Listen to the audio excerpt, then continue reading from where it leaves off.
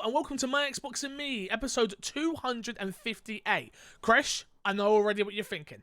Did we not just do 258?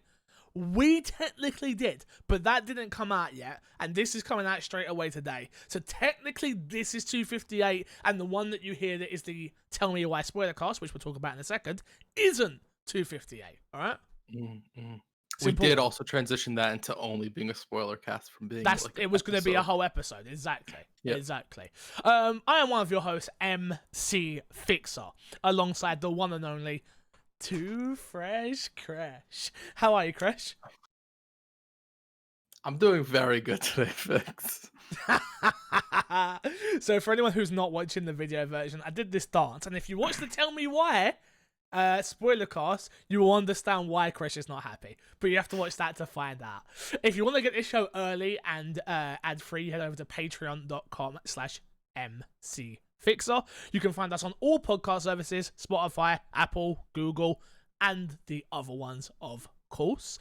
A big hello and welcome to obviously the influx of people that we've had come in. I was on an amazing podcast called Podcast Unlocked, Kresh, and the response has been amazing from it for me, and I'm super thankful for anybody that has come over from Podcast Unlocked and come in to give us a try on this very first episode here. So thank you so much. I really do appreciate it. I hope you strap in, you get to know who I am, me being MC Fixer, this voice, Kresh with his voice that you're here, which is the American, and you get to know us, get to know what we're about, get to know what this podcast's about. This podcast has been going for 258 weeks, technically 9, and never missed a week. That is something that's super important to me. It's super important to the podcast that we are in your lives every single week. We do spoiler casts, we do content over on YouTube as well. I've got my own personal channel, twitch.tv/mcfixer.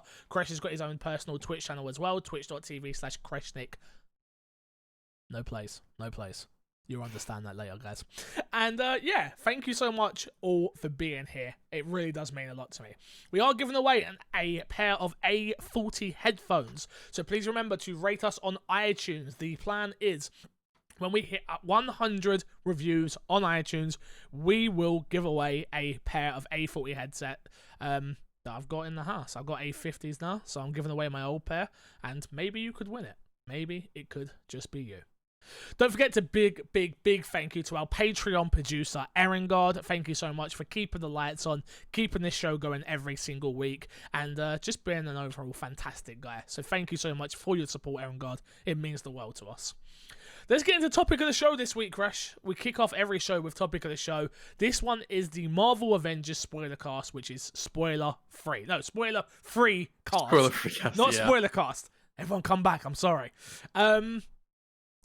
Kresh, Marvel's Avengers. Yep. I've had it since Monday. Yeah. You got it on Tuesday. Yes, sir. So, just to be upfront, so we're very clear, we're both playing the game on PS4 and not Xbox One. Yes? Yes.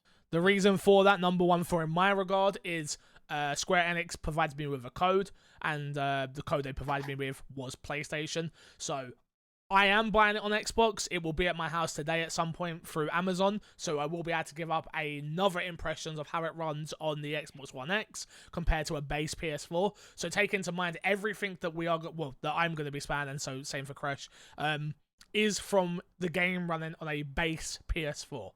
So I just want to put that up there right in the front. I understand you listening. Why the hell are you planning on? Again, you've got the reasoning. That's why, because the code was given to us on that, or for me anyway, Kresh Ballheads. Kresh, what do you think of Avengers? Start just baseline initial thoughts. Like, what do you think of the game? I like it. I like it enough to. I can see myself investing a good deal of time with the game. Well, what counts as a good deal of time? We've already put a good deal of time into the game. A good deal of time for me, is like 40-ish hours minimum. Okay.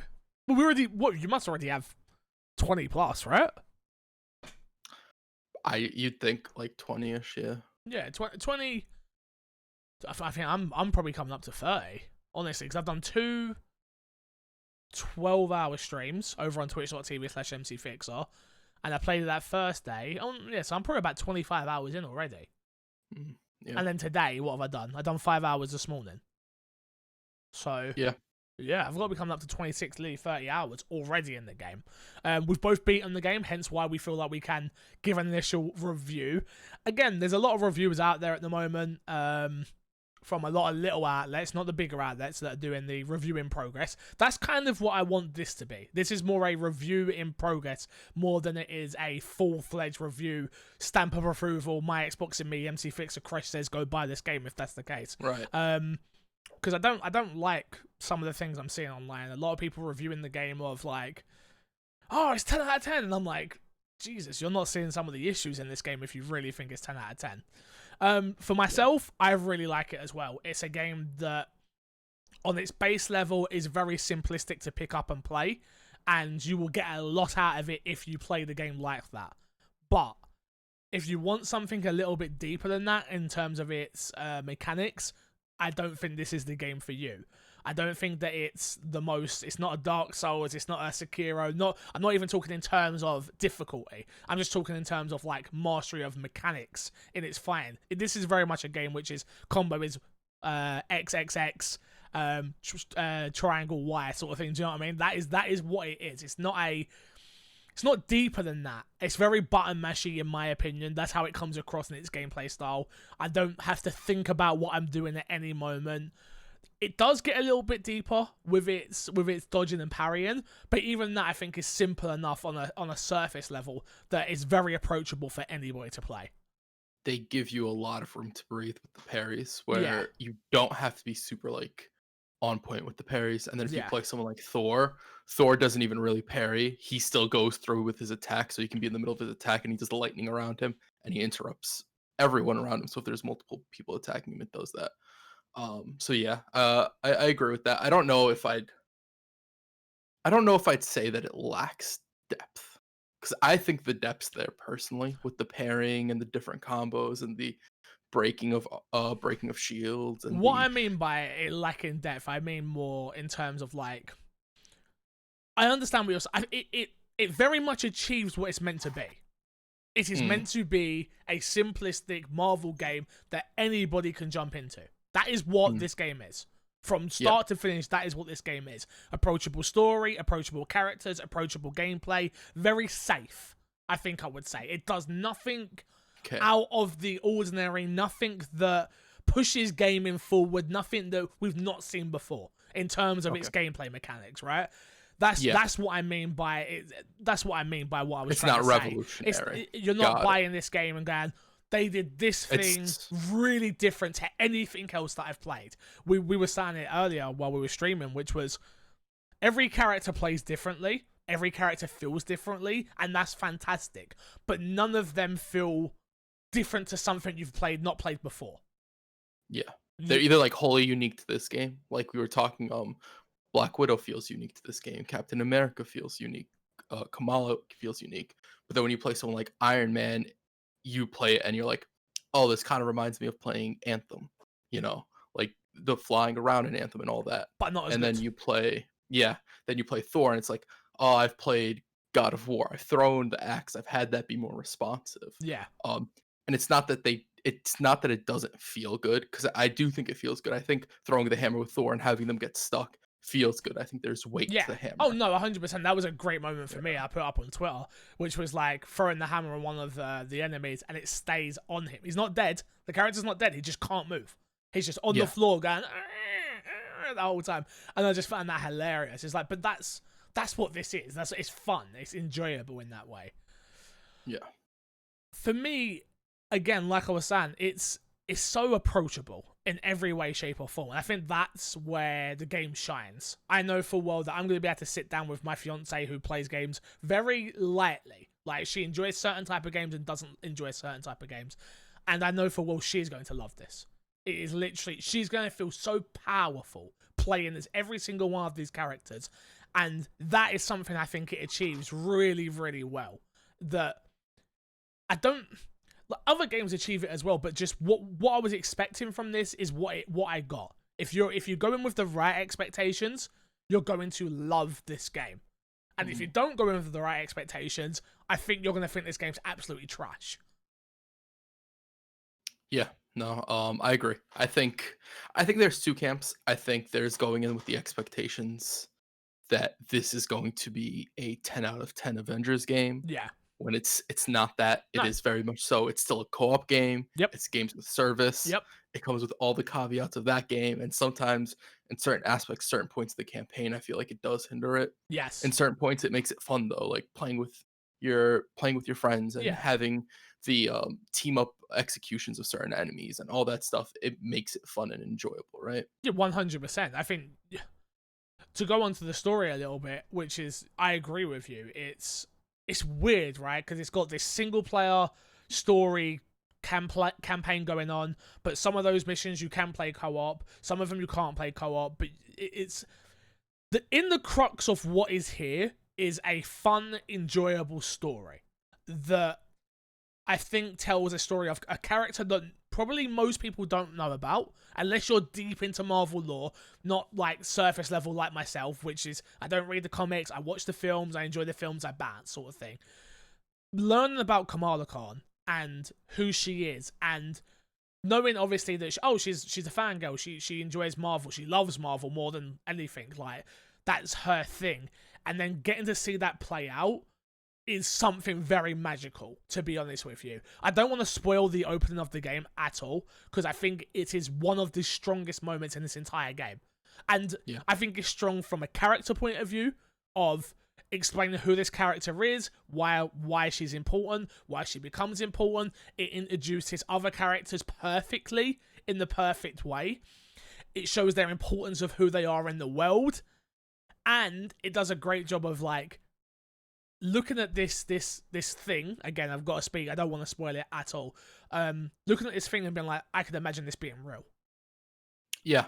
No, yeah, it does it's a lot better written than I assumed it would be. Yeah. Cuz I thought they were just going to give us, like, most games like this that they end up giving you a story is like, conceptually it's a really interesting story, but written it's just like sort of like A to B, this is what we're doing, and it's basically a purpose to get you to play all these characters. Yeah. Where it feels like they actually went through and made a sensible story with characters that grow and they make you care about if you don't. Yeah, I mean, That's really well written. Yeah, and I think that's the crux of the storyline, right? It's if you watch the promotional material for this game throughout, it's you are getting the Avengers back together. That is what this story is. From start to finish, that is what this story is. I do think towards the tail end of the game, it does feel a bit like, okay, let's get to who we need to get to now. Like, here you go, let's move on. Okay, you've got everyone, let's get to the moments. Let's get to the big moments. Let's do this. Yeah. I do feel towards the end it does become a bit more rushed and not well thought out. I like one of the main moments of a certain character and how you go and meet them or get them. And I felt like it did a great job of making a tutorial moment into something that makes sense in its story as well. And it doesn't slow down the pace too much. It's like, you know who this is. You know what he's capable of. You know why he can bounce back as quick as he has. You know all this information. Get to it. And here's this ability he can do. There's this ability he can do. And keep moving forward and go. And I thought that whole sequence was actually pretty fun. I really enjoyed that sequence of events when it happened. You know what I'm talking about, right? Yeah, no. Cool. I think for the most part, whenever they put you in control of a character, it feels very natural for the most part. Yeah. And it flows very well, and it makes sense from a story perspective.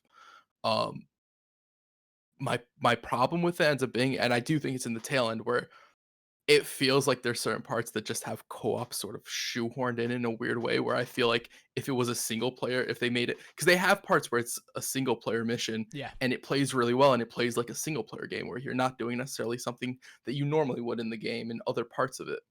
And I kind of wish they took that aspect and actually made the whole campaign single player only, right?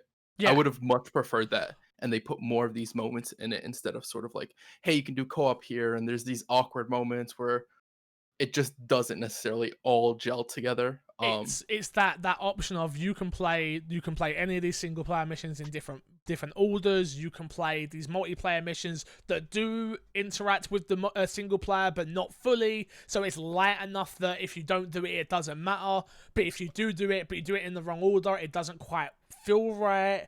This is what I put on Twitter, which is in its story, it's a fun story. But unfortunately, being put into a games as service game, you don't get the full enjoyment of that. What I think they should have done was, and this is what they seemed like they were going to do by the way they split up the game, which is, here is the single player mode. Play this before you play the Avengers, as it called, the Initiative, right? Yeah. Before you play that, you're gonna see spoilers if you do that. So don't do that first. Do this single player. They should have doubled down in that single player, with it being, I would have literally stripped this thing back to its bare bones of, don't worry about gear, don't worry about any of that sort of thing. It should have just been, this is our single player story that we're telling you, and go forward with that. No picking missions, no picking. You still could have had the side missions in there and made them maybe optional if you really wanted to, but not to the degree of what we got. It could have told a really special story instead of a really good, let's say good story that's not as cohesive as I would have liked it to have been because of the style of game it was. I think that would have been risky, but I think in the end, for me, it would have paid off really well.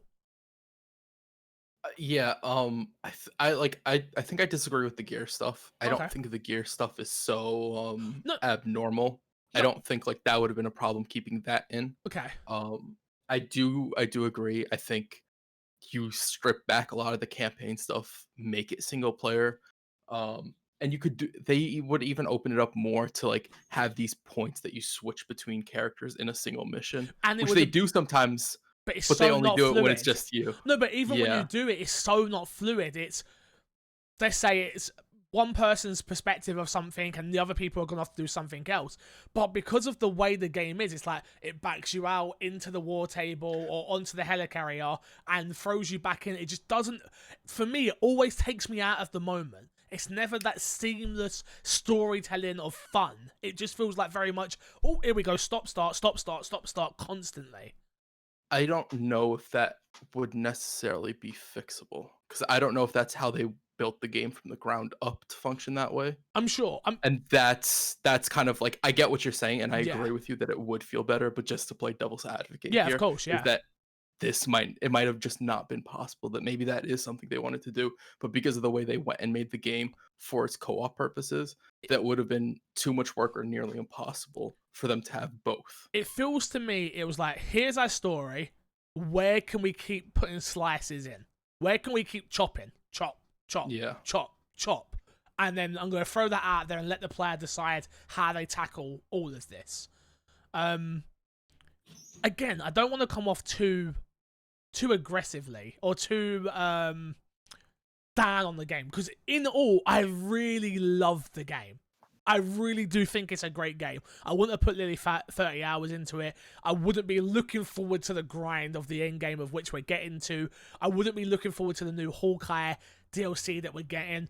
There's a lot of good here. There's a lot of fun to be had here. There's a lot of just everything that you would want in this type of game. But there is things that I dislike about it as well. And that's even before the technical issues. Where else do you want to go from here before we get to... I don't want to get to the technical issues until really the end, because they are some of the most important parts. I feel like... I feel like we've done... The characters are done... About, yeah, go on. You want to talk about some of like the games of service stuff they did? And whether they did it right or wrong. Just like the not having Hulk on your team as an AI, but not being able to smash it. Got ya. Yeah, so so certain missions you're gonna go off and there's gonna be these little side chests here, there, and everywhere, right?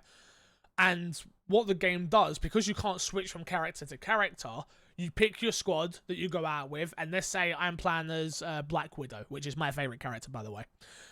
I am able to hack doors. That's like my ability. But the problem is, I played the majority of this game through single player as well. The problem is, when you go out and there's certain chests that you just can't get to because you're hindered by playing it single player, which I understand why this is the case. I 100% understand why. To me, it just seems a little bit silly to not be able to go, hey, Hulk, smash that. It just takes you, again, it's that thing of taking you at the moment, right? It's like, well, Black Widow would be able to communicate to Hulk that she wants him to smash this. And it just comes off very, for a lack of a better term, but very gamey, which is like, we play games to then escape the real world, right? So you want to be immersed in it to the best of your ability. And those are the little moments that just don't allow you to do that. Yeah, no, I completely agree. I think even like I think there's a few different ways they could have went with it. They could have given every character an ability to smash, but then I get why they did it because they also want everybody to feel original and like have their purpose in a mission and a part. Yeah. But like I don't think there'd be a problem with them like making the door for if you're Black Widow and interactable where she plants a bomb or whatever and it explodes. Something like that, yeah. Yeah. And Black Widow's the only one who can do the hack terminals. So if you don't have someone playing Black Widow, then you can never get those chests. And to be fair, those seem like the rarest chests. Yeah. I'm assuming because she's the only character that can do it right now. I'd assume the next character, Kate Bishop, probably can hack, right? Because that seems like the most logical like thing that she can do, right? I don't think she's gonna be able to smash anything. Well, the funny thing is I don't know anything about Kate Bishop, so I'm really looking forward to learning who she is. So even you saying that, I'm like, I generally don't know. I know that she likes arrows. Perfect. Yeah. And I'm really looking forward to finding out more about these characters. Yeah. So yeah, no, I completely agree. One thing that I really like, when you're playing in co-op, anybody can select the mission. You guys can all go to the Chimera together and you guys can see each other around. That stuff is very like thought out well in that sense in the games of service, where some games have sort of like overlooked that, like other people can pick missions and stuff like that. And so there's some areas where they really thought ahead and did something really cool with it.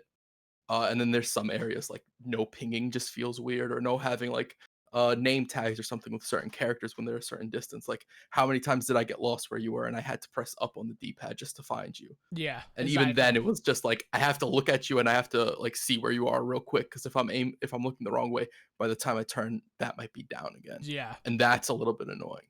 But that is something that could be fixed in an update in the future. That's a relatively easy fix, right?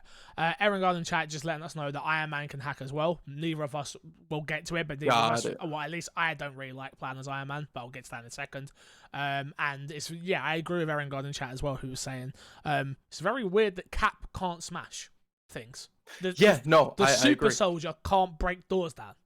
He has strength. He has super strength. To a certain degree, but he has super strength. It was weird. He also has like smash attacks where like I don't know, it's weird because whenever I play as Cap, I feel like I'm doing so much damage and I'm smashing stuff all the time, and then I get to the door. It's like, nope. And I popped all my abilities, like my super everything at some point, because Iron Man can smash only with the Hulkbuster suit. So it's like, oh, maybe Cap can smash if he pops open his super or whatever. And of course, if he's alive, who knows? Who knows if he's alive? True. Who knows? True. Who knows?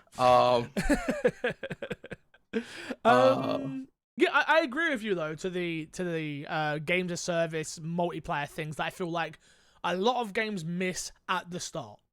A lot of games miss everyone can launch the mission. We can all go into the room, the war table room together, like on the helicarrier. Those little things. I'm assuming it's the same thing. We can go to the ant place, together and stuff like that. Like where it's nice that those little things are there.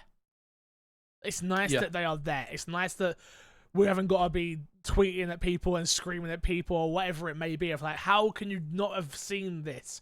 But yeah, there are just a few little things that you've already brought up that are not fun, but they need to be fixed. There's a few bits here and there. My other problem with the game is its lack of exploration, to be honest with you. I feel like you have some of the missions are a lot shorter than others, but on the missions that are quite open, I feel there are rooms and I feel there are places that are there to fill out the map, but there's nothing to do in them, or there's not a chest, or there's not even like component parts. There's no real reason to go and explore in this game. It is very much for me anyway, go in the mission, push up on the D-pad. That's the direction we need to go on. Oh, there's a chest there, there's a chest there, there's a chest there. Run off and do those. 1, 2, 3, boom, go to the main mission. Like, I like that there's the chests, but I feel like putting them on the map was maybe the wrong thing to do. Because then, I get why it's like that though, but I feel like it just takes away that whole sense of exploration for me. And I know there are the secret vaults that me and Joanne did actually when I was playing kart with her, which was cool. Like, a little thing comes up on the radar and it like you have to go towards it of where to go, and that was cool. And going in there and getting all the loot out of it, it felt cool to find it, and you had to really dig deep and find it, which we struggled with for a little while, and that felt cool. But those moments are very, very, very far and few between of like exploring this AAA $60 game. It very much, it feels very on rails, where it's like, I understand that it's not on rails, but it feels very much like I don't, for a lack of a better term, like, it's very straight. It's a very straight game. It's run forward a lot, run forward, and yeah, you're going to drift off a little bit left and a little bit right, but keep running forward. And that's why I say it's so easily accessible for everyone, because like, you can't really get lost. Yeah, they give you, each level is essentially a sandbox, and that sandbox is the same, and you could play different levels, and they put you in the same sandbox. They only direct you to different areas. And I agree with the exploration stuff. I don't agree with the having the chest pop up. For me, that's not the issue. The issue is that if I do want to go off the beaten path, and a lot of times there are areas off the beaten path, but a lot of times it's just sending me in a circle and there's nothing there. Yeah. Maybe there's a few resource bins, which is cool and that's fine, but I'm not really finding other chests. I'm not finding these secret tougher enemies that'll drop loot. I wish that was something that not everything was shown there. Yeah. And they had more of that random stuff where every time I load in, it's not guaranteed that enemy is going to be in that exact spot, but it's slightly randomized, right? Yeah. And that's something I hope they add down the line, because it adds that chance of, I'm loading this mission for the 10th time, but this time I'm going to get a special enemy, and that special enemy is going to drop me a yellow item that's a huge upgrade for me, or something along those lines. And that would be really cool. And to be very, very, very clear and very transparent to everyone, I am very much talking about it's single player, and I put it in air quotes because there's multiplayer in it. I'm talking about that half of the game. I'm still extremely early on in the what I would call the end game grind, and we are now coming up with some different mission types. The Vault one that we just did, I don't want to say anything more than that, which was a little bit different, a little bit more exploring, a little bit more. I'm not going to go too far, but there was things in different rooms to do, and etc, etc. So I hope the game keeps progressing on that sort of level. So I just want to give that I'm talking more first 10 to 15 hours, which I'd say what the campaign took me to beat, around that amount of time. So yeah, there's that. That sounds about right. Again, I feel like I got a really bad end of the stick in this game, where like, we had the harm room, which the game, again, because it's so open to do whatever you want and play however you want, it messes up a few things, which for me, it's a case of, when you unlock a character and they give you the option to do the training, I feel like they should just force you to do the training. I agree. I feel like it shouldn't be up for an option. It should just be, hey, you've got this new character. Head to the harm room now to learn how to play as Cap, how to learn play as whoever. Cap's dead. I don't know what you're talking about. Yeah. Whoever it may be. They could have even like given it the guise of Kamala's like being Black Widow or all these other stuff, because they do that with Iron Man in the beginning, and that feels fine. Yeah. Or they could have done like, hey, we have Black Widow in the group now, or whoever, and it's like, oh, let's see how you are, have a warm up, see how you're like fitting in and all that stuff. Literally, it could have been anything. Any sort of tiny piece of dialogue, which is like, we know you've just come off the bench, Iron Man. Head to the harm room to get your stamina up. Anything like that. Like the training missions are there, and they're a part of the campaign. So to complete the campaign, you have to do them. It's like, why not just force me to do them? As much as I don't really like them, if I'm honest, like, especially the co-op ones more than the single-player ones. I think the single-player ones are fine because they teach you how to play the characters. But I didn't play it like that, so I ended up doing, like, 5 training harm rooms back to back to back to back, and then doing the single-player ones because I was trying to progress the campaign to the best of, like, to get as much done as I could. And then, like, I've done that now for the last 2 hours, let's say, or an hour and a half, actually. Probably longer, probably about 2 hours. And it's like, that's where I feel like the game gets it wrong, because it gives me too much choice as the player to go, do what you want. I just wanted it to go, you have to do this, and that's going to progress this, and you have to do this, and that's going to progress that. It should have been the campaign, right? Yeah. And I think that's one of the issues that you had that me and you did differently. I didn't do that. Yeah. And so where you feel like the story felt a little bit more fractured, I didn't feel like that because I just went straight through. Yeah. I just went from mission to mission to mission. The only break I took was when me and you did a few multiplayer missions. Yeah. And that's where I feel like they shouldn't have had the co-op harm room stuff, like the single player harm room stuff. Cool. 100% get it. That's fine. Teach the characters. Like the intrinsic abilities are basically what the main lesson there is. And those are usually the most complex and unique with each character. So I 100% get that. Right. Yeah. But other than that, like there's no need, because especially the harm rooms, the co-op ones, they spoil enemy types in the future. If you get to the 5th, you literally see the 2 or 3 like the toughest enemies you get in the game. The last mission's boss, like not mini boss, not just enemies. I would say enemies. I don't want to put any mini boss or anything like that. But like you see like these characters that are meant to be a big deal when you get there, but I had already done them because I've done all the training. It's like you've got to stop me from being able to do that, because I've ruined the game for myself. And I understand that, like, but the game doesn't tell you like, hey, maybe you don't want to do that because you're going to spoil something. It's like, but now I've spoiled it, so it kind of sucks. And to be fair, like stuff like that has happened in games like Witcher and other games like that. But the difference is, for Witcher, if I want to have a character or something like that spoiled for me, I have to go so far out off the beaten path, and I have to be so over leveled, because chances are by the time I get there, I should be dead at that point. Yeah. That can't happen in Avengers. I feel like that should have just been ripped out and put it into the Avengers initiative bit. Yeah. Right. Or like I say, or just a simple click. Oh, that's cool. Do you want to do this? Minus spoilers ahead. Or just something. And they have that a few times where it's like, oh, you don't have this mission unlocked, it's a spoiler and stuff like that. Yeah. So I do think that's something they could have added there. Or give you a recommendation like, oh, we recommend doing this after you play so-and-so mission or whatever. Joanne just brings up a great point in chat and says it could have been linked to the story progression to unlock. 100%. 100%. Before you can move on, you have to do you have to do the training mission, then you do maybe the main mission thing, then you have to do the training harm one, which is co-op. Maybe something like that. And not as formulaic as that, because I think that would get annoying as well, but something like that. I 100% agree. So that's that I think, and a lot of the side missions that end up being like irrelevant to the campaign do end up giving you that fractured feel, where if you haven't played it yet and you're getting ready to play it and everything, I recommend you just avoid that and play the main campaign stuff. Go from start to finish and just do main story stuff. Do not do anything other than main story stuff. You don't need to for levels or anything like that. Yeah. If you are struggling, do a side one, but look at them and pick what seems like the most inconsequential. Don't do the harm stuff.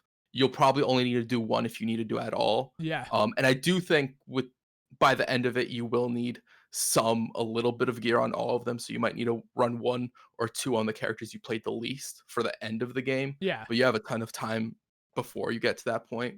Yeah, I think a lot of people are going to ask, did you need to grind to get characters leveled up to get to the end? No, I never felt I was grinding to get to a level cap.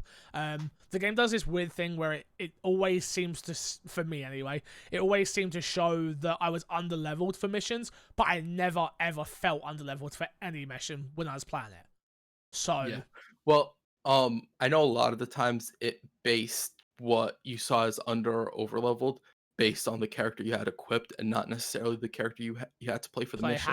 And a lot of the campaign missions, like they would switch the character you're playing. So you could go in as Kamala and you load in and you're playing as the Hulk or whatever. Yeah. Exactly. So that is something to bear in mind. But it's stuff like that that also sort of takes you out of it for a moment. I think you get into it relatively quicker, Yeah. but it's like it compacts and it adds to some of the other like sort of breaking points with the other things of you shouldn't be doing the harm rooms and everything. They all add up together. Yeah. Um, I've got to move on to technical issues before we do like a full, like a little round up sort of thing. Again, plan on a base PS4. I want to make that very, very, very clear. I've spoken to people that have played it on an Xbox One X. I've spoken to people that have played it on a PS4 Pro. I haven't spoken to anyone who's played it on a base Xbox yet, but just this is base PS4 problems from my experience. The game's frame rate is atrocious at certain points, and I mean atrocious. I am not somebody, because I realize we have a lot of newcomers in here. I am not someone who is naked to the eye. I can tell the difference between 30 to 29 to 28 or something like that. I am a basic bitch when it comes to those sort of things. It's very much a obvious slowdown, obvious frame issues when a lot is going on the screen at any time. I've had it in multiplayer, I've had it in single player. It just doesn't, for some unknown reason, they haven't optimized it for the base PS4. That really upsets me a lot. Because as a consumer, I have bought this game again, like I said, on the Xbox One X. If I buy a game, I understand that my console's not as good, but I shouldn't get that much of a lesser experience. Like, the last mission that I did was totally ruined because of my frame rate. Ruined. Yeah, the frame rate was really rough in that mission. There were a few, like, the mission that Thor gets introduced for me, I had horrible frame rates during that, and even when it transitioned into the cutscene was choppy for a little while. I had the exact same thing. And I had that happen for a few cutscenes. Yeah. And I'm sure people are going to go, oh, fix a crash, there's a day one patch out now, or this, that, and that. I'm talking about my experience that I played when I got the game on Monday from Square Enix. Again, thank you, Square, for giving me a code. So I got it one day before everybody who paid for the deluxe edition would have got it. So, the deluxe edition people, you paid, Chris, how much did you pay in dollars? I paid $70. Yeah, I didn't get the deluxe. I got the digital. Oh, okay, whatever the version digital that gives you early access. Oh, okay, cool. I didn't realize there was another version. Cool. Okay, so 70. Yeah. I think it's 74, wasn't it? Something like that. No. It was okay. 70. Oh, okay, cool. Interesting. So it must be 65. Joanne, tell me in chat how much you paid. But yeah. So I got it a day before them. So I didn't get it like a week before, and I didn't have any information of like, oh, there's a day one patch now, or nothing like that. I had none of that. So yeah, just to keep that in mind. I had problems with cutscenes that I don't know whether they were cut short because of the console couldn't handle it and it just cut it short and got it into the gameplay, or the editing on it, I don't know, again, or the way it ran was just cut short. Like, people were in the middle of speaking and the cutscene just cut. And I'm like, I think what the hell happened your game there? bugged out. I never had, for me, I had games where they'd have like awkward cuts where it would just go to black screen out of nowhere. Yeah. Like, we're not gonna spoil this, so I'm not gonna mention it. Yeah. But there were a few parts where it was just sort of like, that was kind of an awkward ending because it's like a small, short little clip that nothing really happens. There's a little bit of comedy in it, but it just sort of cuts to black. I had cutscenes that cut to black and then cut back in to something else and then cut again. And I'm like, what the hell was going on? I think your game might have been bugging. It's not my problem. Yeah, no, absolutely. I'm not like making an excuse like, hey, fix that's your fault. It was your game. Yeah. Your PS4. Yeah. You know. But yeah, no, it's annoying. It was annoying, and I feel like there were certain moments that were rubbed with me from this game because of the technical issues that I had while playing it. Which I'm not saying that's going to be the same for you, listener or viewer. I'm not saying you're going to get the same experience as I have, but I have to give you a true representation of what I played, so you can make the best decision on whether you should buy the game or not. At the end of the day, yeah. So, am I missing anything? Anything that we didn't touch that you wanted to touch on? Characters, yeah? because we didn't really talk on them. Mm-hmm. Who's your favorite character? Sorry, gameplay wise or just overall? Gameplay wise. Gameplay wise, Let's Black not Widow. touch story stuff on Black that. Widow. Just Black Widow is my Widow, favorite to play. She controls really well. It's a mixture between Tomb Raider and just a secret spy that you'd expect to play as. She feels just as powerful as Hulk in every way, shape, or form with the tools at her disposal. And I just love, I love the way she moves. People are going to slay me if I don't talk about the fact that she moves faster while jumping than running. And that's something that actually annoys me, if I'm honest with you. So I can run, probably, I can get to the box a good 15 seconds before you do. If not more. If I'm being honest. Playing Captain America, who moves faster when he runs. Yeah. Like, Captain America doesn't have the benefit of, like, jumping and having an increased jump speed. Yeah.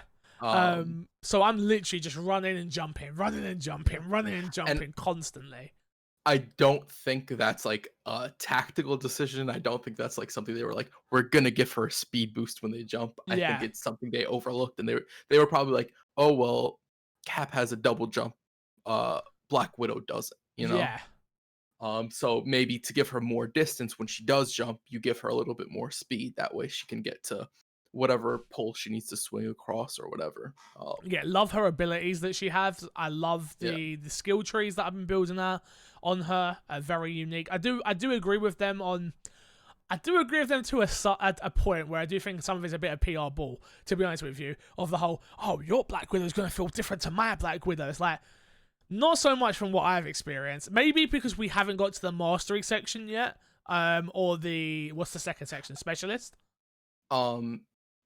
There's specialist and mastery. I think it's specialist you're thinking of. Yeah. So I did the specialist with Kamala. I'm pretty sure I did like every row in it, and they do feel different to an extent, but it's not so different that the character plays differently. Yeah. The character always plays the same, but it's like, what does the high five do? Is it damage focused or is it crowd control focused? Yeah. That's how it changes, and it changes in what situation you would use it, which is cool. I like that. But I do agree where it was PR speak of like, oh, you're going to have 3 different versions of this. You don't have 3 different versions. Every ability is the ability you get. Every, like, Thor, every support ability that he has, every support option he has, it's the same support ability. Every heroic assault ability is the same, right? It is overall the same, which is the most disappointing thing because of Iron Man, because the Hulkbuster sucks. I'm just gonna say it. The Hulkbuster sucks. It is horrible. I don't hate it. It is so counterintuitive to Iron Man, the way that character plays to go into that ult and then be slowed down and immobile for an incredibly mobile character. You can make the argument that it's like, oh, he turns into a tank. I'm normally a flying tank, okay? I don't need to be a slow tank at some point. And I feel like I do less with like the projectile abilities in that. And to be fair, maybe there is one option where it's like, oh, you're a Hulkbuster, now you shoot rockets, so you start doing damage again. But that just feels so counterintuitive when I can unlock rockets at like level 6 or something like that on Iron Man normally, and that wouldn't be unlocked to like level 15, right? But yeah, the characters we touched on a little bit. The characters feel so unique, each and every single one of them. My favorite is Kamala Khan. No, it's not. Kamala Khan is my favorite. Crash's favorite is the person you're probably thinking he's talking about. Now talk about who it is. You don't have to say who it is. You can clearly put 2 and 2 together. Yeah, my favorite. I was not expecting them to be my favorite character. Yeah. I was like, it's gonna be Kamala Khan. It's gonna be Hulk. Yeah. You know, I do think Hulk feels good. I think each of them feels how I would imagine the character would feel. Yeah. They did a really good job of that. Where I feel like they could have went for this really cheap and lazy tactic of, here's this basic like spreadsheet for how a character functions, copy and paste, adjust it a little bit, but it does feel like every character's assault ability and support ability feels unique, and some support abilities are very defensive and I'm gonna help you, and some support abilities are very like, I'm doing this for me. F you guys, I don't really care about the team. I'm super focused on myself. I'm not talking about how you use them, Fix, because you use them for yourself. I get that. I understand that. That's no problem. But there is quite a bit of like depth with like the abilities, the support abilities and everything, because me and you did a boss mission earlier, Yeah. and there was that sort of moment where we were like, "Oh," because I did it solo and then we did it together, and it was like, "Oh, it is easier because you could have somebody who can sort of taunt the enemies around them with their support ability or their ult or whatever, and then you get the mob and they can kill them off while somebody else is focusing the boss and dodging his attacks, and that's what they're focusing on." Yeah. So it's like there is a depth there that if they decide to go for it, and the big question is, do they go for it? There is a depth for them to actually have these really deep boss fights and mechanics to certain parts of missions, Yeah. but will they go there and will they do it, or will they be afraid to? Like, that is too complex for a game that we want a lot of people to be able to play. Because the Yeah. more of that you do, the more it's like people aren't going to be willing to play with you if you aren't good to a degree, right? They want 100%. somebody who gets the game on a basic level. Like, I want to get through this on challenge 3 or 4, whatever the highest difficulty On is. the And hardest if you level as can't, well. Yeah. yeah, and if you can't do that in a efficient manner where I have to slow down myself, I'm just not going to play with you. Granted, it's at most 4 players, and I feel like a lot of people are going to have the groups that they're going to play with. Yeah. So that'll be fine. Like, I know me and you will be fine. Yeah. We'll pull in people, and like, I don't mind playing with somebody who might not fully get it, right? Yeah, we're We not just slow it down a bit. we're not out here trying to go for the world's fastest raiders or stuff like that. Exactly, Yeah, yeah. and again, our community, or especially my community, is very much. I want to bring new gamers in who. There's so many people out there, probably listening now as well, who are like, "Oh, I don't play multiplayer games. This is not a game for me." It's like, this is a game for you. You should play it, and you should come and check us out and be a part of the community so you can play with others. Like, there's so many people out there who just want to play with other people, but if we've They got to don't do a want to job, hold people but back. they don't want to hold people back. And it's like, no, that's not what this is about. Like, I can't wait to play. I bought it on, mate, I didn't buy it. I got it on PlayStation mainly to play with Joanne and Amy Gills because they're two people that I never get to play games with, ever. And to be able to, yesterday, me and Joanne were playing, and I was like, and Joanne's like, come on, Fix, you've gone to the wrong place. And like, her bossing me around. It's like, it was nice. It's a nice experience. And that's what I think this game is great at. It's a nice job of bringing in anybody at any skill level, and again, like I said before, making them feel super, super powerful, and making them feel like Iron Man, Dead Guy, Hulk, like whoever it may be. Like, you get to experience them. So I'm really looking forward to that, and getting to, obviously, like, there's a bunch of people that are probably wanting to hear more. We will talk about it more either on next week's episode, or if people let us know at my Xbox and me on Twitter, or myself at MC Fixer on Twitter, and Kresh is at Kreshnik Plays on Twitter. Yeah. Let us know. Do you want a Marvel's Avengers spoiler cast? I'd love to bring in 2 people, maybe, who would love to talk about the game as well and have their experiences on it, but we will just wait and see on that. Kresh, Yeah. before we go, do you think people should pick up this game? If you're a big Marvel and Avengers fan and you like looter games, yes. I don't think the campaign is necessarily where it's at in terms of bugs. I think like in a week or 2, if they have fixes out, then it's a guaranteed yes, I think. Because I do think the campaign that's there is really good and enjoyable. It's just, are you going to have fixes experience? Because like, if it's my experience, I would 100% say yes. I Yeah. think there were some hiccups, but I think if you are a Marvel fan, if you are an Avengers fan, if you're a comic book fan, I think what's there is enough to warrant getting it, because Yeah. it is like a 10 to 15 hour campaign, which is good. It's lengthy, it's fun to do, the combat's fun. And there's more to go on top of that as well. When we say it's a 10 to 15 hour campaign, we just did the 2 fraction missions, which there are a little bit more story to go in with it. It's not, don't get me wrong, it's not amazing, it's not big and huge, but there is more on top of that as well. Just to give we're just talking with that picture. strictly campaign. Yeah. And I do think they set up characters that you shouldn't necessarily understand where they're coming from, and you sort of get it. Yeah. But I don't want to spoil anything, but it's well written and well done. Yeah. So yeah.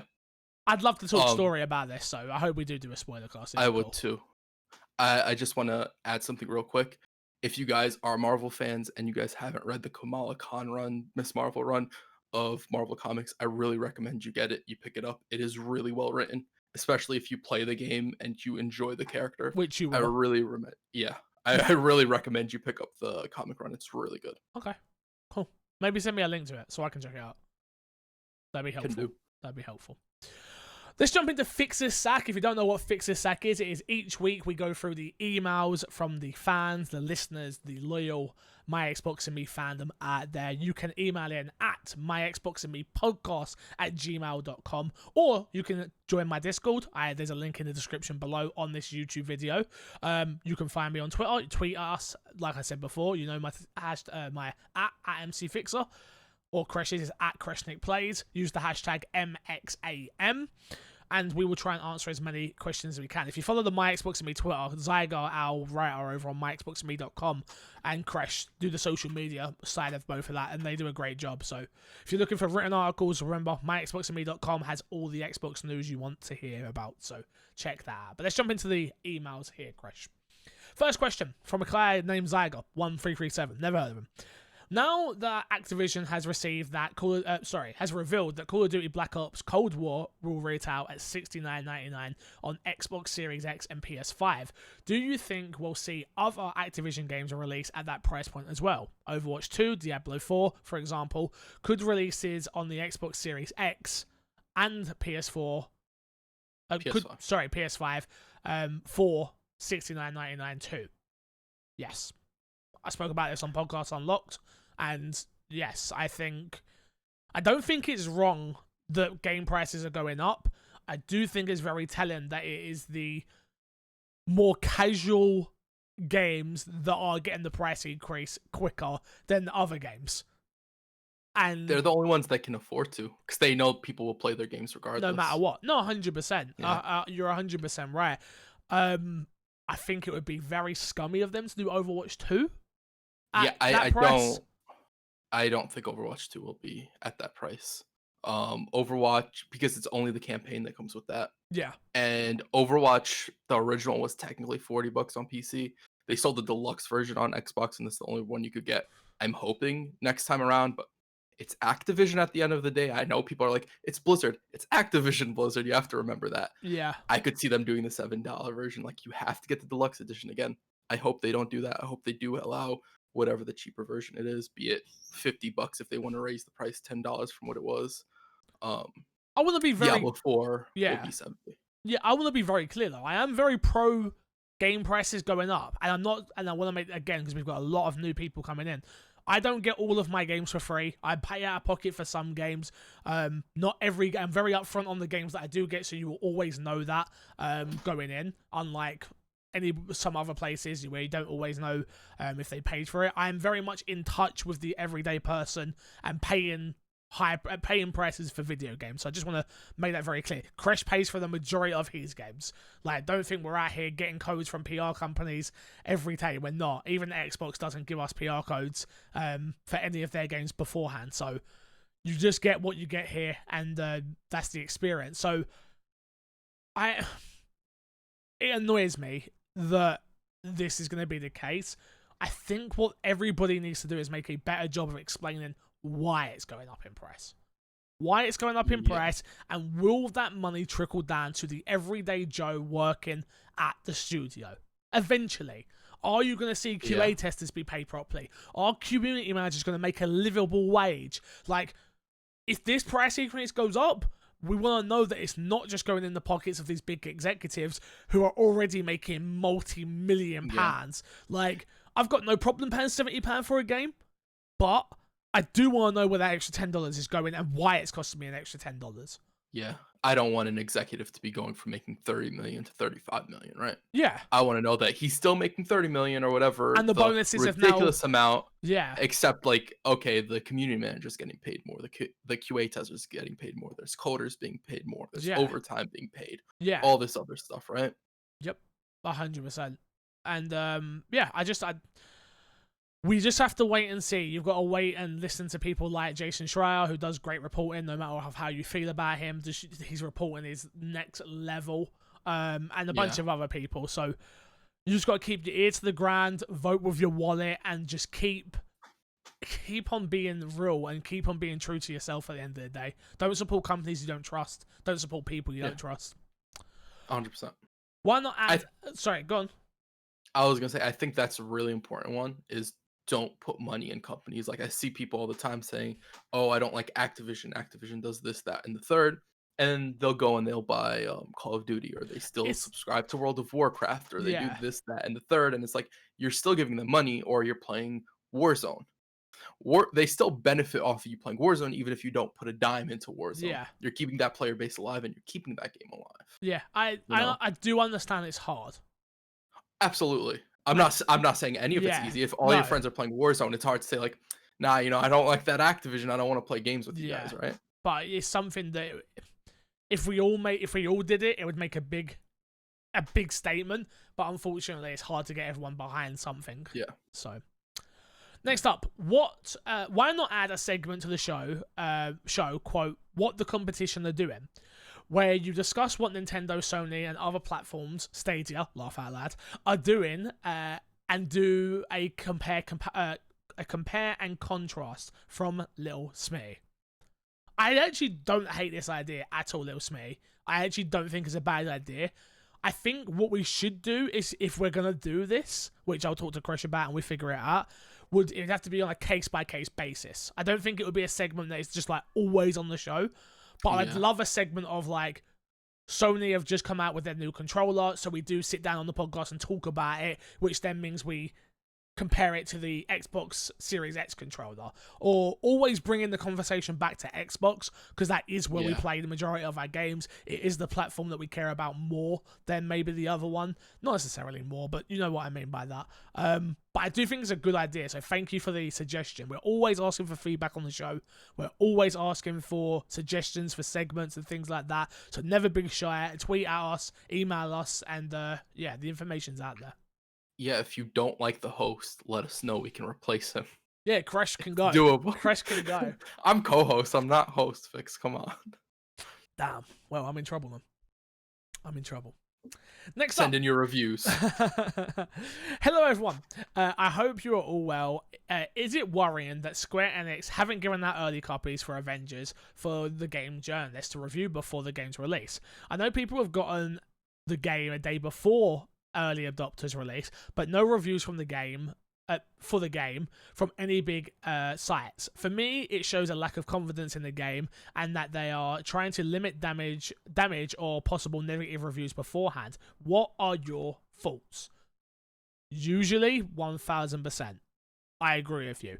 What I will say is Square Enix have been very smart in the way they've done this, which is you've given the game to influencers a day before, because influencers and reviewers had different embargoes. So I got the game a day before, and I think most reviewers got the game a day before as well, yeah, because I'm on the influencer bracket. I could stream the game that day. Literally, once I got the code, if you were doing a review for the game, you were embargoed until 12 o'clock that night. Got it. So I think what they've done was, I agree with you on the damage controls if it's negative, by the way. I do agree with that. But what I think they've done is they've given the game to early influencers to be like, hey, everyone, I'm playing this game, and you can play it right now via the 4-day early access for an extra $15 or £15 or whatever it was. I think it was £15 over in the UK, or £10, I'm not sure. So I think it was more a shrewd business decision, more than it was worrying about reviews. We just spoken about Square and Avengers. I generally think it will get 7s to 8s. I think it probably I don't want to score it myself because I don't really like scores. And we haven't finished the end game, not even close to that. So I think it'd be unfair to. But that's if I was basing it just off what I've played so far, I'd probably be at a 7. And I don't think they're expecting more than that. I don't by the level of quality of detail in this game, and everything we've just spoken about for the last 45 minutes, they know this is not a 10 out of 10. They know. They do mock reviews. They know exactly what they should be expecting. I think this is a 7 to 8 game, personally. I think this is a really interesting and important topic when it comes to games with service and multiplayer focused games. Where if you give not influencers, if you give reviewers this game a week to 2 weeks or whatever early, they might not necessarily get the full experience of the game because there's a small player base, and this is an online game that you're supposed to be interacting with other people. And then it's the question of, do we turn on the servers and all the faction stuff and all the reset stuff, or do we give them special like stuff during that time, or do we give them the full player experience? Because Yeah. that is what the review should be based on, right? So you have Hmm. to remember this is a living world to a degree where stuff changes. You have the refresh times for faction missions and everything. So I do think with in general, it's not as easy as, oh, they want to do damage control. I do think that in certain cases that is certainly like an aspect of it. But I think it's also they want people to get full like gameplay, like a full experience of it. Like I remember after the beta, there were some websites that were doing in review posts and all this stuff. And you have to remember, once somebody sees the first post, for some people that is their opinion of the game at that Yep. point. It's like, oh, that's a review in progress. That is it. I don't care that it was a beta. That is what the game is. It is a buggy mess. It doesn't function. The servers don't work, etc., etc. Yeah. Um, so I do think it's a twofold problem. I don't think in this particular case that it was. I agree with you. I don't think it really was damage control. I do think it was just sort of like, let's get it to influencers first, then we'll get it to reviewers, and they get to experience the game as it was meant to be experienced. With everybody else, I don't. Yeah.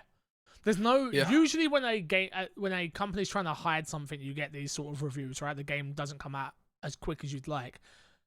I don't think they were trying to hide anything. From what I've played, yeah, there's nothing to hide. Their issues are very much out there.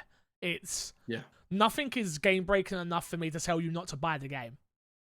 And I yeah, think that's the big thing. Usually you see this in terrible games that are like 5s and 4s. And I don't think Avengers is a 5 or 4 or even a 6. Like I've said where I think it sits. So, yeah.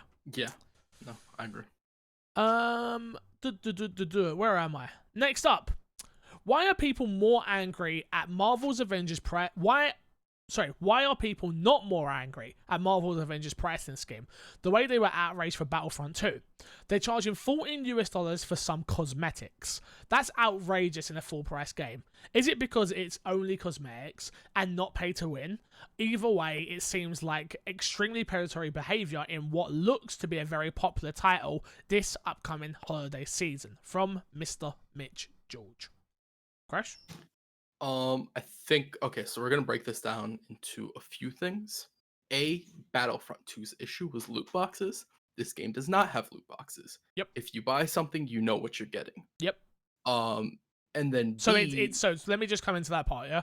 So yeah, it takes away that level of, even for me anyway, predatory behavior from a company, right? Because it's like you're a grown person with money. With this, I'm talking to adults at this point. I'm not talking to children who steal their mom's credit yeah, cards. Don't do that, kids.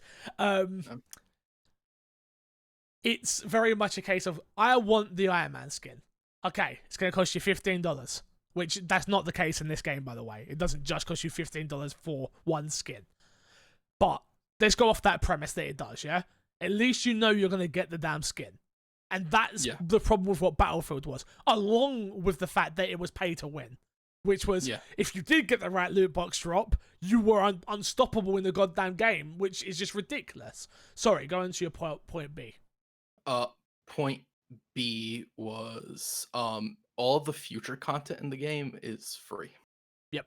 That is why you see this, is because they want to they're trying to fund the rest of the game, the development of the rest of the game. I'm sure to a certain degree they have stuff already planned to come out, but Cool. if they release stuff next year and after next year, that content is going to be free from the way they worded it and they Yep. said it. Granted, we've seen people come out and say, "Oh no, only year one's free. Once you get to year two, you got to pay again, right?" Division Who 2. know? Yeah, they might do something like that down the line. I can't say if they will or won't, but from my impression, that's why they did that. And that's actually, I'm worried about that because in most games where I've played, where like all the content comes free and you can earn everything in game, etc., at some point they end up putting an extra focus on cosmetics instead of actual game content Yep. because they're trying to turn a profit on it, right? Agree. And I really hope that's not the case. They seem to have taken a lot of care with the game and put a lot of hard work into the game that I would hope that they'd keep building it out. But again, you never really know with this type of stuff. Um, and then third, so in the base game, you get all 6 characters challenge passes. Yep. and every challenge pass you can get 1,300 credits or units. I forget which one's the paid currency. So you essentially, for buying the base game, if you complete all the challenge passes, you get $79 worth of credits. That is a lot. That is, and you could do whatever you want with it. You could save it for the next character. Pick me, Crash, Fix. pick me. Yeah, me, fix. yeah. Yeah. But I already bought the game. So, like, what do you mean? Like, do you mean that I can earn it by playing the game that I just bought and not worrying about everybody else? Like, I can just play the game and earn credits? You just play the game and What? you earn credits. No way. And on top of that, they have a whole bunch of skins that you can unlock in game as well. You know, the thing people always say is like, I like unlocking skins in game and doing campaign stuff and unlocking skins. You can do that as well, Fix. No I way. know. I don't believe it. Wild idea. But I saw the headlines, Crash. I saw all the headlines. No, It said I understand. It said the game's bad. You don't have to worry. The headlines were wrong. Oh, okay. Interesting. So Okay. you're telling me the headline spoke about a game that wasn't out before they experienced them themselves? Exactly, Fix. It's Wild. a weird thing that Wild. a lot of websites end up putting these headlines out to get clicks and not to share actual information. Wild. I can't believe it. Um, I like that but other yeah, guy. I like that other guy, by the way. He you like the seemed other pretty guy? cool. Yeah, he pretty was cool. pretty cool. I like the way the cosmetic system actually works in the game. Me too. There is a lot of stuff. It rotates in and out. There's you a whole could make machine. an art. There's a whole machine about making, like, getting new outfits for your characters. Yeah. Like, And there's quest lines to unlock outfits as well. The iconic quest lines unlock the iconic outfits. As you're doing the campaign, you unlock different outfits. There are ways, and even there are also random drops for doing certain things. And from the last war table we got, it sounded like they would be earnable in the events too. Like, so whenever a Christmas event comes out, you can unlock Santa Claus Hulk, right? Yeah. That's what it sounded like. Granted, we don't know. Maybe they're like, we decided we're gonna charge you $20 for it or whatever. The one thing I will say on this matter is the grind to buy loot with the in-game currency is a little bit high for my liking. They cost 7,000. Is it units, which is the game's currency, or is units the one we buy? I don't know. I don't know. One's in-game units currency. and one is credits. They both sound like in-game currency. Yeah, I don't know which one's which. So let's go with, again, so I'm going to get this wrong and I apologize. Let's say it's units anyway. So I've not spent a single unit while playing the game. Actually, I spent like 60. And I only have just over 5,000 credits. And I've put 30 hours into the game. Yeah. One of the legendary skins that I could have bought from the store was 7,000. Yeah. So the time to grind and what I will say, that was all campaign stuff as well. So that wasn't end game where I'm gonna be running missions a lot quicker than I would be during the campaign. No harm missions where you don't get any credits for that. Like, so I'm sure I'm going to get more quicker, but I will just put that out there that 7,000 seems quite expensive. But they do want me to keep playing this damn game, so I kind of get it. I absolutely agree with that as well. But I was gonna say, like, we don't know how the credit, we'll call it credits. No, it is. So, no, units are the free one, credits are the purchase one. Okay. Thank you, Aaron. So we were talking about units, right? Yes. The ones you earn. Yes. Yeah. So we don't know, like, there's the rumor of them adding the Wakanda raid. We don't know in a Wakanda raid how quick you earn units. Like, let's say you do the Wakanda raid, you get 500 to 1,000 units, right? We don't know if that's the case, or we don't know if it's less. Yeah. We don't know how that works. And then there's also opening chests, and I haven't checked, but maybe if you get 5 stars on the missions that can give you 5 stars, you get more units for those. Yeah. But even with that it's weird because that's also optional stuff. There's other ways for you to get skins, and I'm not trying to make an excuse. No, yeah. I'm not trying to make an excuse for the earning process, because I do think it could be a little bit lighter. I think the legendary ones should cost 7,000, but again, they are legendary, so maybe that's why it's like, oh, they're 7,000 because they are solely unique. Yeah. They're incredibly different. They look really good. I really want the Thor one. I really wanted the Thor one today, and I couldn't. Yeah, the Thor one looks really cool. Yeah. Yeah. Yeah, I think one complaint you could have is that maybe the individual items cost a little bit too much, because I know it's like 1,200 for an execution. Yeah. But yeah, you could argue that it's too much, but at the same time, it's like they give you 3 executions in the base game. 2 you have unlocked already, and then 1 you unlock with in the challenge pass at an early level. It's like level 5 or something like that. Yep. So you have 3 like right off the bat. Um, yeah, so like the cosmetics, I feel like this game did the cosmetics the best way it could do to continue getting money in the future Yep. and to like satisfy gamers in the moment. I totally agree. Totally agree. Last question comes from Sarah Squid 69, and she says, in Marvel's Avengers, we know they're going to add a bunch of characters over time, each with their own battle pass and whatnot. With the fact that the game doesn't allow for duplicate heroes, how do you think its online components are going to suffer because everyone will want to play as a new hero when they launch? For example, when Spider-Man comes out, Sirens on my end if you heard that, when Spider-Man comes out, everyone and their mother will want to play as Spider-Man. We can't get Spider-Man over here, but sure, I'll allow this question still. We want to play as Spider-Man, but with online being what it is, will mean they either have to wait longer to form parties, as most players will be trying to get in as Spider-Man, or play completely solo, which defeats the purpose of its main online component. I agree with you in a sense. I want to very much pick up on the last part of your of what you said here, which is or play completely solo, which defeats the purpose of. I don't think it does complete the purpose. I think I would have agreed with you if I hadn't played the game, but playing the game, like I said, I've definitely put 20 hours in alone and had just as much fun.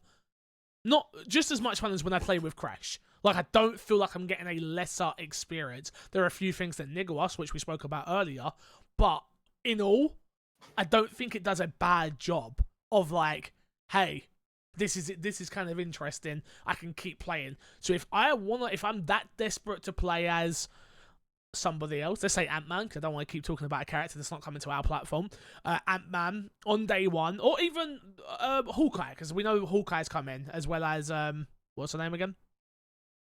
Kate Bishop. Kate Bishop. If I want to play as one of those characters, and let's say Crash wants to play him as well, I can't play with Crash. Okay. It's not a big deal. It's not a problem. I'll go play on my own. I'll play for a little bit. Then we'll jump in. I'm sure me and Crash are very civilized people that we would go, I'm going to run it one mission. You run it a different mission. I run it mission. You run it. Or like, if there's 4 of us, each of us take it in turn. Yeah. Like, this game isn't... Go on. It's also like there's different faction missions and stuff like that. And maybe it's like, hey, you mind if I play it today? And you're like, okay, yeah, that's cool. Because I still need to like get some loot for my Black Widow because she's not fully decked out, or so on and so forth. And it's also, as somebody who's played Smite, I've played League of Legends, I've played games where new characters come out and everybody wants to play the new character. The reality of the situation is not everybody wants to play the new character. There's going to be somebody who plays this game and plays it a lot and mainly only plays 1 or 2 characters. Haley, man. She isn't going to care about Hawkeye. And when a new character comes out, they'll try it and maybe they'll level it up for like the mode where you have to switch between the heroes, and when a hero loses, they get knocked out. Maybe they'll level it up for that, but they might not necessarily want to grind out and play that character. It's not for everybody. And if you're playing with a group, you'd hope that people in the group can discuss it. And maybe it's like, hey, when Kate Bishop comes out, I really want to play Kate Bishop first. And then they're like, cool. When the next character comes out, somebody else gets to play that though. I feel like it's that sweet spot of 4 people, right? Like, and especially 9 times out of 10, it's 4 of your friends. I've not played online with randos yet, so for me, that factor hasn't come in. Again, Cyrus on my end. I don't think it's going to be that big of a deal in the grand scheme of things. I understand why you think it will, but I don't think it will. I feel like they've got, because it's going to have its single player iconic missions, so most people are going to do that before they even get to playing with friends. You would have thought. Hawkeye's iconic missions are co-op. So okay, but once I don't know about Kate Bishop. Yeah. No. But you know what I mean, though. It might be like, I'm gonna play for it. I'm gonna play for it on my own before I even do it co-op, or I really want to do this first. Like, it's just having that conversation. I don't think it's that big of a deal, if I'm being honest. And there's also the fact, like, I kind of agree with the searching online function, but I don't think I'd want to play a game with this with randoms. Yeah. Especially where it's like, oh, some people can go and push on the main path and they get to the elevator and they start queuing it while I'm trying to get a chest. And it's like, we're completely on different like areas of this game, I don't want to play that like that. Yeah. So I'm probably always going to opt to play by myself. I'm always going to opt to play solo or with somebody I know. I don't want to play with random people. Yep. So I get the worry and I get the complaint to a degree, but I don't see it being the case. And maybe we're wrong, and maybe it is a case of this, and maybe everybody complains. But I remember Marvel Heroes. New characters would come out. Not everybody would play the new characters. Nope. Like you'd see them, but not everybody would play them, and I some think people would in that only play them to instance- like level them to a certain degree. That instance, you have to pay for the character. With this being free, it might make it that much harder. You do have to play for the character, but I played on PC, and by the point I was in, like everybody was able to earn the characters ya. for free with the in-game currency because they would have had grinded it to that point. Got And ya. even then, people would play it, level up the character, max out the character's level once, and never play the character again. Yeah. And in this game, the dedication to level up a character all the way is a lot more than it was in Marvel Heroes. To get to level 50 is a lot more. It seems like it's a lot more time that you need to put into the game. That I don't know. Like if I don't like Kate Bishop, I'm not gonna level her up to level 50. Unless I really want the rewards or there's a cool skin and I'm like, I want that skin for a character I'll never play. Some people are like that, you don't know. Yeah. So yeah. Thank you very much for the questions. Again, remember to email in myxboxandmepodcast@gmail.com if you want your question read out, or you can join my Discord where we have a great community together and you can post in the questions for podcast part, or tweet at us at MCFixer and at Kreshnik on plays on Twitter. Yeah. I got it right. I'm getting there. This week's dashboard, we're already running long, so we're going to have to be a little bit quicker. What's in our box, we're going to skip this week's. What's in our box is usually what we've been playing.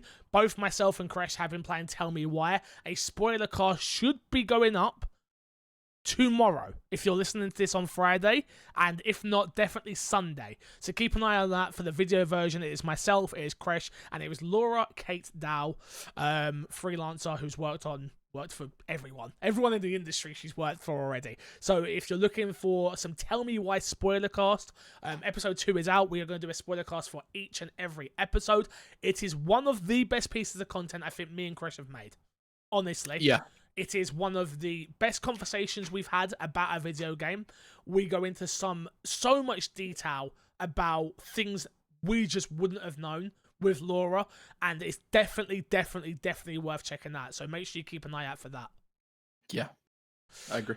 This week's dashboard, quick one. We've got Xbox seemingly now openly admitting that the Xbox Series S exists before its launch. This was written by IGN's Joe Scrabbles.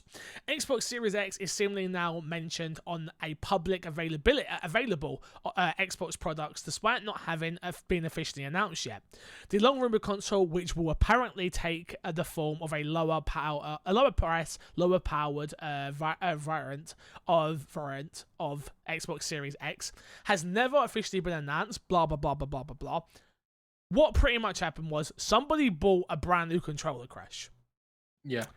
And inside the little card thing with it, it says Xbox Series X /S. So Xbox are pretty much just like, hey, everyone knows, just start getting these new controllers out there, it's fine. At this point, you'd assume like, oh, this was supposed to be announced already. So either the Rona happened or like there's some other stuff happening where they're playing chicken with Sony and they're like, you go first, I'm not going yet. Yeah. And the announcement just didn't happen. 100%. It's you gonna get? Do you reckon you're gonna get Series S? Am I gonna get one? An S, or do you think you'll get an X? It comes down to price. It depends on the price. Yeah, because like I don't have a 4K monitor at this point. Yeah. So if it can do everything the X can without the 4K, like I'd be fine getting it. Fair enough. So yeah. Next up, Dead by Daylight is getting a next-gen release with a free upgrade. This one was written by IGN's Jordan Aluma. Dead by Daylight is set to receive a visual overhaul ahead of its holiday 2020 next-gen release, with a series of free updates coming to the game over the next year. Current gen owners will automatically be given a free upgrade to the next-gen version of the game. Cough, cough, Remedy. I added that part. I'm sorry, I added that part. I thought you got sick. My bad. this is dope. Obviously, we're going to get a 4K texture pack over to make it more realistic in its modeling and textures for the game, and tens of thousands of brand new assets are going to be added to the game to overhaul its overall look. We played a little bit of Dead by It, didn't we? Was you with us? I like this. Did game. you play? Yeah, I played. You did play, yeah. No, you didn't. Did you play? Yeah. Canada played. When are you talking about? No, the other day we played, yeah. Oh, no, I didn't play. Yeah, no, me, Canada, Haley, and Paul, FNH Paul played with us. And dude, I've just forgot how much I love this game. Playing this game, every time I play that game, I'm like, damn, I need to play this game. The game's really good. Yeah. I'm glad they added crossplay, because I remember it might have been like a month or two ago. I was trying to play at like late at night with some buddies, and we couldn't find people. Like, it was 3 of us, and we couldn't find a 4th person to be a survivor. That's annoying. And we'd be stuck in like 10-minute long queues, and we couldn't find somebody, and it was just like, oh, okay. This is annoying. So I'm glad I added crossplay. I think this is really dope, especially for a game that's been out so long that I think they could warrant like reselling this game on the Series X, especially with what they're saying, like a bunch of new assets and all that stuff. I think they could warrant it. Yeah. It's really dope to see that they're just giving you a free upgrade. Yep. Next up, Xbox Series X announced for Tokyo Game Show 2020. Xbox has confirmed. Apologies. Xbox has confirmed some of what will be shown at its Tokyo Game Show showcase, and made it clear it will contain no new next-gen news. In a tweet and a blog post, Xbox released a list of what would be a part of the show, celebrating Japanese game creators and games. Upcoming updates come into Microsoft Flight Simulator for PC, Japanese Minecraft community creativity, and a review of the first and third-party announcements from recent months. The show will be broadcast in Japan only. Just so you're aware. Japanese only, sorry. Yeah. I did see that actually they've added that there's going to be somewhere seeing it and hearing it in English, so keep an eye out for that if you care about that. I'm super happy about this, that Xbox are going to be at Tokyo Game Show. That's amazing news. I'm a little bit upset that it seems like it might just be a rehashing of what we've already seen, literally to the T, just to show to a different audience. I feel that they needed something more there, something exclusive, something new.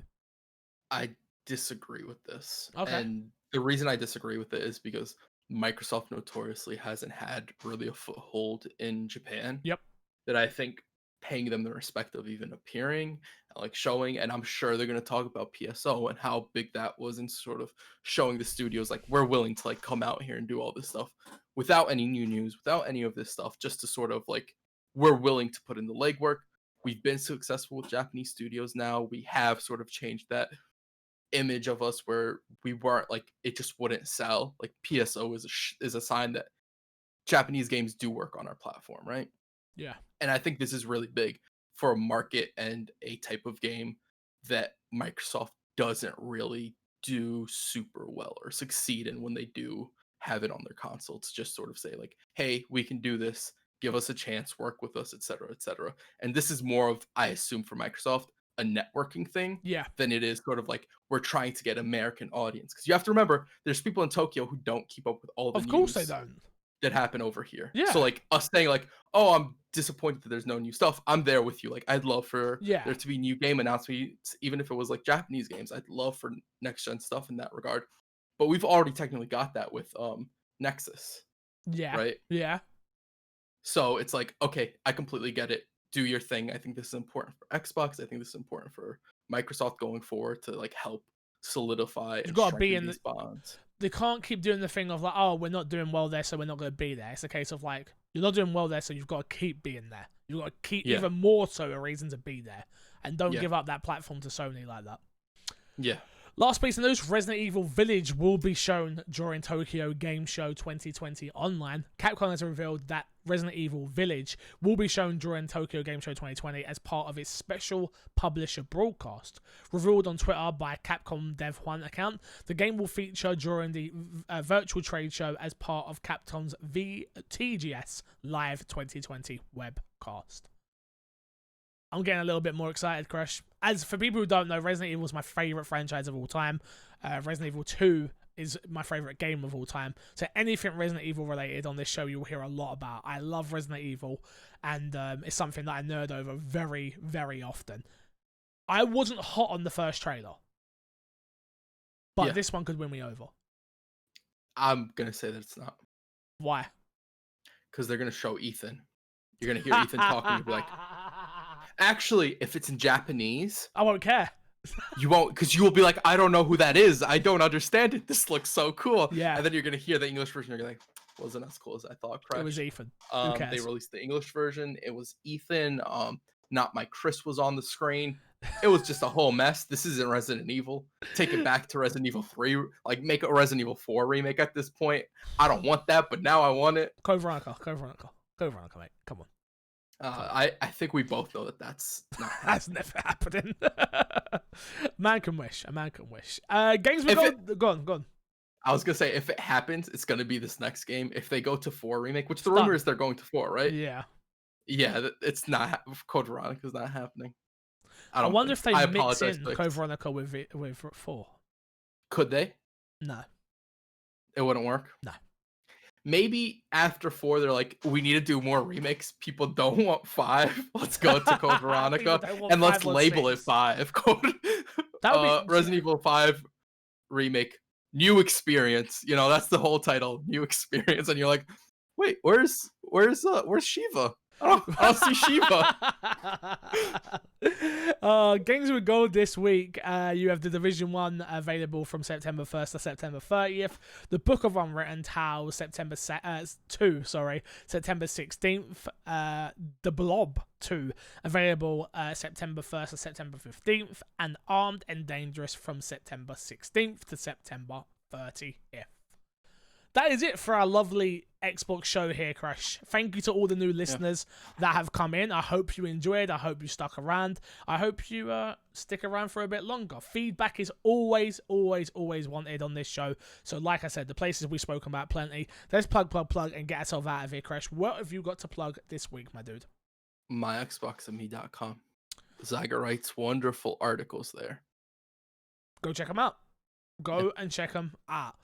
You can find me everywhere at MC Fixer. The big thing I want to push is literally the YouTube channel, youtube.com/MC Fixer. I am doing a bunch of original content over there. The PGA Tour videos are doing really well. The tip videos for streamers. If you're an upcoming streamer or an upcoming content creator, I do some tip stuff over there that you might enjoy. Go look at my past plethora of content out there. I've been doing YouTube for nearly 5 years, so there's interviews out there with who have I got on there? Ago, AC Bongos, Trey Baker, Nolan North, Greg Miller, Tim Geddes. I've interviewed a lot of people, so go check out the content. I would really appreciate it. Let's get to know each other a bit better. Join the Twitch chat, twitch.tv/MCFixer, and until next time, I will love you, leave you, and see you all later. Goodbye.